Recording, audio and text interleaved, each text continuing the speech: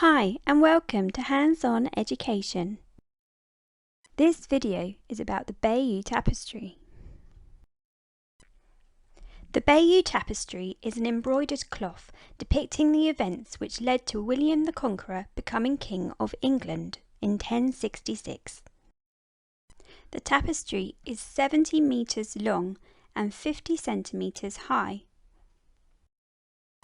Historians believe the tapestry was made a few years after William the Conqueror became king.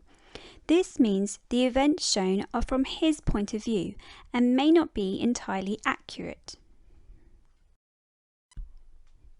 So, what do the scenes in the Bayeux Tapestry tell us? In January 1066, Edward the Confessor, King of England, died.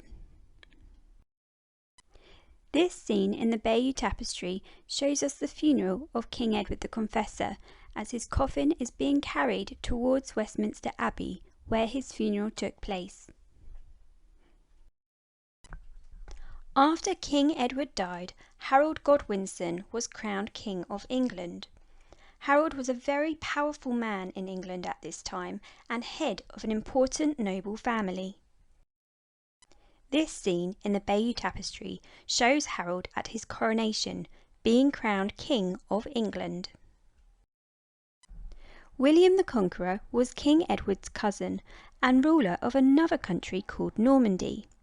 When King Edward died, William believed he should be King of England and decided to travel across the English Channel and invade. This scene in the Bayeux Tapestry shows William the Conqueror travelling by boat across the English Channel with his army. William the Conqueror landed in Hastings, in the south coast of England, where he was met by King Harold II. Here in Hastings, a huge battle took place between the two armies. King Harold II was killed at the Battle of Hastings, and this scene in the Bayeux Tapestry shows his death. Legend has it he was killed by an arrow shot through his eye.